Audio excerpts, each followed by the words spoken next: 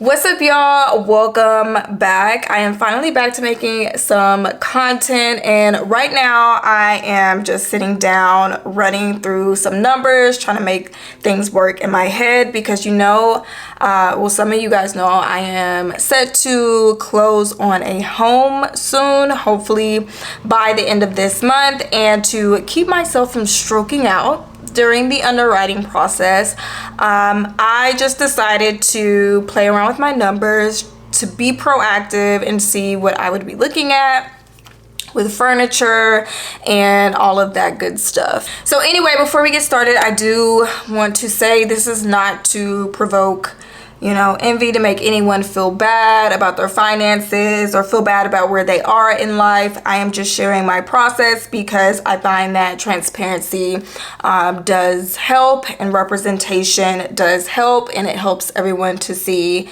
like those who really didn't feel like they could do certain things, if they see someone else do it and they kind of resemble them, then it becomes normalized, and doing that thing doesn't feel so out of reach. So I will say, when it comes to me sharing, my savings amounts or how much I will be spending, please know I have been saving for years.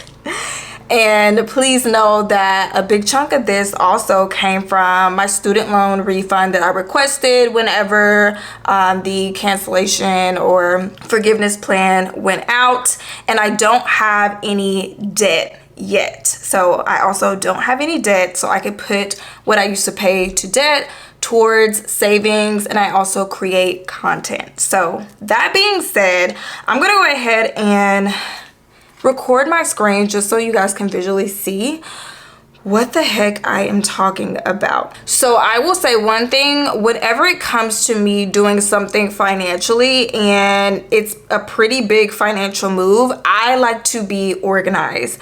That is just how my mind makes sense of things, and that helps me to feel more in control when it comes to the situation, because I like to have an overview of kind of what I would be looking at in the future, like the whole complete comprehensive view of what this decision is going to do to my budget and my finances in general. So I do know, going from this small apartment to a home, I'm going to run into the problem that many people do whenever they realize they have a lot more house to fill. And I've had my furniture for a long time, and I know it's time to upgrade. So I will be upgrading the majority of our furniture, and my kids will also have their own room. So that's going to be something that requires a bit of money as well. So just so I could kind of see what I would be looking at budget wise, I like to go in and plug in every single expense. So you'll see here that I have, my kids' beds on here, my mattress, I need a new computer desk. I have this design in my mind, like an accent chair, dining room table, because we do have a little section for a dining area now, and just little things that the kids will need. The basic necessities of their room is going to be their beds. They already have mattresses, curtains, a dresser to put their TV on, and that's pretty much it. That's pretty much all they're gonna have in there. Maybe a rug. And so I actually went out to the store whenever it came to these budgeted amounts here. I actually went out to the store for some of these items because I like to have a pretty good budgeted amount based on the prices that are actually out there right now. Like, I didn't pull these out of my butt crack. I actually went online based on the sites that I typically buy furniture from or decor from, and then I actually went into the store to see what the price of these items were. So that's the budgeted amounts that you see here. And then whenever I actually go in and start buying each piece of furniture, I will plug it into the actual amount. Whenever you learn Excel or Google Sheets, because Google Sheets is free, so whenever you learn Google Sheets, I promise you that is how people wind up having 50 million spreadsheets, because it becomes easier to do, it's less intimidating, and it allows you to see how much you can work with when it comes to each financial decision. So it's really fun to kind of play around with. So you see here, I just entered in 500. Maybe if that's how much a bed frame cost me, that would put me $70 under what I said I was going to spend, or $70 over what I said I was going to spend. And so that is going to alert me that, hey, I need to rework these numbers. But my main budgeted amount for furniture is going to be $6,000. So with everything here that I have plugged in right now, I try to be very detailed and thorough, just so I won't have any pop-up surprises or nothing big that I would need that I forgot to put in here. So right now I am at $5,742. I did not continue to add stuff to get to 6,000 because I know certain things are going to pop up. Life is going to life. I'm going to forget something like, what are they called? Shower liners, or those little things you forget whenever you move somewhere. So I wanted to leave a little bit of wiggle room, but I'm really hoping on some of these things I could come under budget. But the big things are going to be like my fridge, as well as like our beds and stuff like that. When it comes to me actually going out and purchasing these things, yes, I am 1000% going to have to check my ego, but having everything listed out and trying to be proactive when it comes to this process in the home ownership game, I feel like that's going to help me check myself, because I can visually see what I'm spending or how much I plan to spend. And so I can go in and look at each line and figure out where I need to cut back or what can absolutely wait. And this may seem wasteful to a lot of people. I'm gonna keep it a buck with you. This would seem wasteful to me if I was the same Diana a few years back, you know, trying to get my finances in order. But I really had to sit down and confront that scarcity mindset part of me and realize, like, I'm out of the struggle. I have saved this cash. I have it in cash. This is the whole purpose of me doing everything that I was doing for those years where I was paying off debt and then establishing my emergency fund, getting my investments together. Like, this is what the heck you're working for, girl. Like, just do it. You've earned it. Do it. And so I'm pushing past that old cheapy frugal person that I used to be. And so if you are someone that is thinking that way, girl, I get you. But it is what it is. So anyway, when it came to the down payment, so let's talk about that really quickly. Down here, you'll see I have a down payment cost tab in this specific spreadsheet. And this was so I could keep my amounts organized. Once again, make it make sense in my mind so I could visually see where I would be with certain chunks of money being placed to different, to different things during the home ownership process. So this is when I was actually calculating a down payment for a duplex based on the loan that I was going to use, which was FHA. I was going to put 5% down, even though I only had to put 3.5. I was planning to put 5% down, which you'll see here. And I just wanted to add some additional funds to this so I could get to that 5% down, but still be able to, get the furniture and everything. And so I had a $4,500 savings goal that I was working towards. I had already saved $100 towards it. So anytime I was going to make a contribution, I was going to plug it in here. And I did this during my savings fund journey as well as my debt-free journey. Of course, it was debt balances that I was making the contribution towards, but having a visual, I promise you, will keep you motivated, because every single time you plug into something in your spreadsheet or your notebook or whatever it is that you're using to keep track of everything, like, it's going to become like a game. It becomes addicting, and you kind of want to find more money to make a payment or to put money in your account, just so you can keep seeing that number grow, or if it's a debt balance, keep seeing that number lower. And so I actually found a home. It does not require a down payment, and the seller is paying the majority of the closing costs. So I'm only going to come out about $450. So it is a blessing that I did not have to start on this $4,500 savings goal. Really, I put $100 in because that comes from one of my paychecks anyway, but that is what you'll see here. So if you are someone and you are going through the home ownership process soon, I recommend setting up a spreadsheet like this because it's going to help you organize everything, make sure that you have enough funds left over to do what you need to do, and it's going to help motivate you because you're going to be able to track your contributions. But I just did not have to use that. Now for where the heck this money is coming from, Dyana.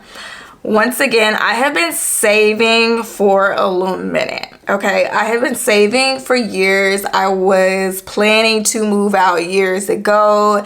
You guys have seen me upload so many dang videos switching the plan to where y'all are probably thinking something is wrong with me. Like, what is wrong with this girl? Why does she keep switching it up?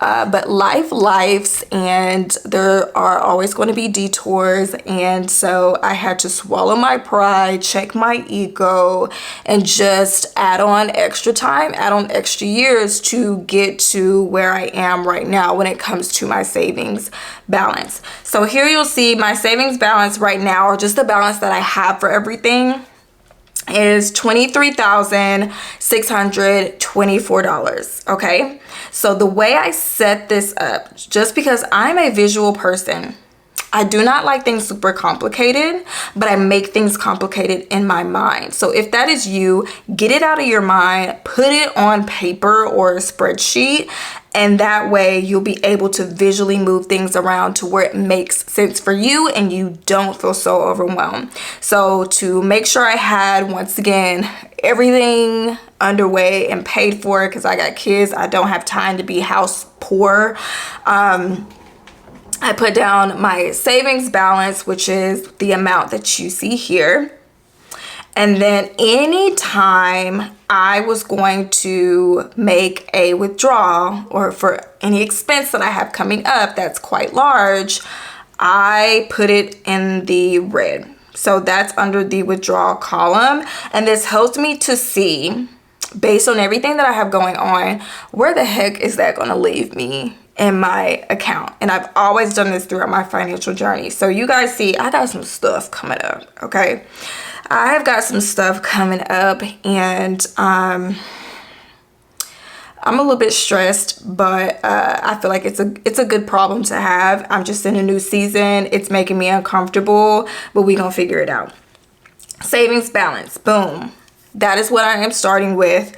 And so I have furniture, that's the $6,000 you see here. Car down payment, Miss Mazda is coughing, so I am probably going to have to put a down payment on a new to me car, which means it's going to be used up, but it's going to be new to me. So I have $8,000 there that you see.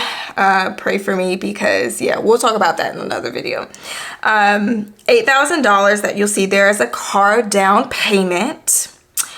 I have a Florida trip coming up. My tickets are paid for, our plane tickets. Deposit on the Airbnb is paid for. So all I have left basically when it comes to this Florida trip is spending money. That's going to include food, you know, our activities, rental car, gas, all of that. So I have $1,000 that I budgeted for. Am I going to spend $1,000? Probably not, but you never know. You know, you're going on vacation. I'm going to be real. I know myself. I'm probably going to make it rain on a few things because I'm not going to be thinking logically. So I have to give myself quite a bit of a buffer to kind of lose my mind but still be okay. And then I have a Georgia trip right before I go to Florida. That's still kind of up in the air right now, but I wanted to put that in. So you'll see $1,700 here, and that is going to include all of our plane tickets and a hotel and food and stuff like that. So I budgeted $1,700 for that. And then I have, you know, YouTube and their upcoming deposits. So YouTube, I have, you know, some work that I did in a partnership that's coming up. I have a paycheck contribution that I put in that's coming up, as well as a bonus from work that I put in. That's all of the deposits. So I'm thinking in the future, because this is going to be like March and June and May. So this is in the future. And then also these withdrawals are going to be in the future as well. So my kids, they're going to summer camp this summer. Can't do it. You got to go. That is going to cost me $1,400 for both. Moving costs, I am not thinking I'm going to have much of moving costs besides gas, but I'm putting $300 in. I don't think I'm going to hire movers. I have enough brothers and cousins around me to where that's just, I don't need to do that, but maybe I'll pay for their food or something. So $300 right now budgeted for that. And then you'll see here, there's a $6,528 withdrawal here. And now let me talk to you about this.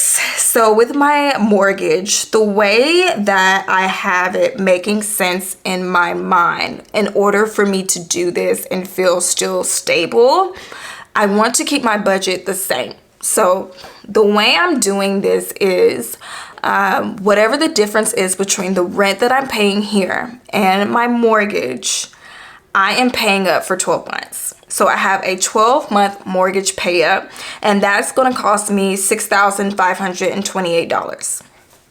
That way, for the year that I'm going to be in this home, once again, this is an investment. I am only living in this home for a year before I move out and rent it out to tenants. And so to cover me for that whole entire year, so I am not stressing about making my mortgage, I am going to leave $6,500 in an account.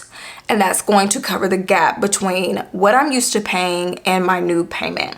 Because I know utilities are going to go up. Everything like that is going to go up. And I need this to feel secure. So that is the chunk you see here.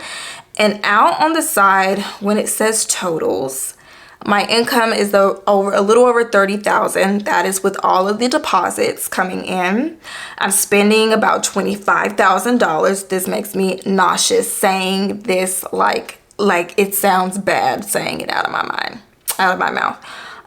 Wow. Remaining, I will have about $6,000.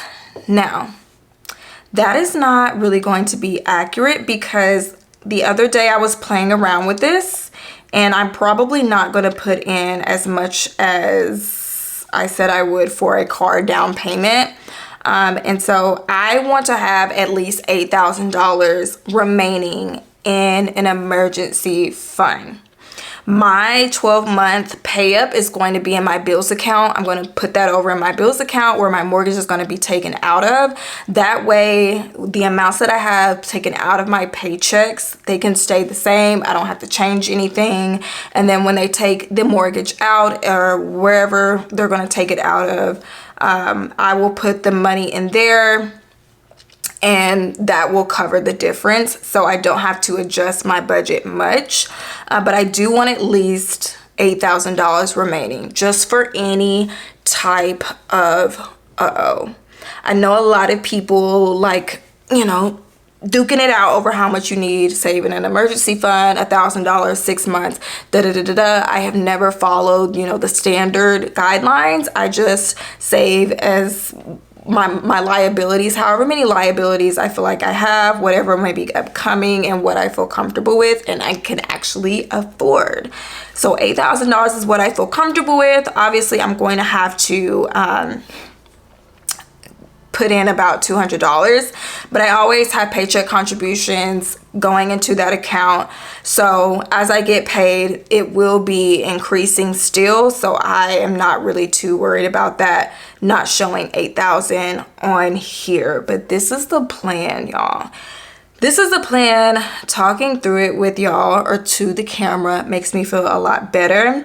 And one more thing that I am doing or I have done, is I have my monthly budget and each paycheck's budget in spreadsheets. They're in separate tabs, and I am on salary, so my paychecks are pretty much always the same. And so I created a mock budget using my mortgage payments, just so I can get a feel of how this is going to affect my budget. Obviously, with the 12-month pay up that I am going to be moving over, it's not really going to affect it much, but I did add extra to utilities. I believe that this house has gas, so that's going to have to be added. And everything else has pretty much stayed the same, but still I want to be proactive and see. I want to put my eyes on my numbers and see what I'm going to be working with and what it's looking like. But I hope that this has helped anyone who has a big purchase coming up, or, you know, a vacation coming up, or maybe you're in the home ownership process or home buying process. I hope this has helped you to kind of see how you can work your numbers to make sure everything's going to work, how you can be proactive and plan for these things, and make sure to CYA, as in make sure you have enough money left over to do everything you need to do month by month, so that you are not putting yourself in a bad situation. Anyway, I feel like I have rambled long enough. I will catch you guys in the next video.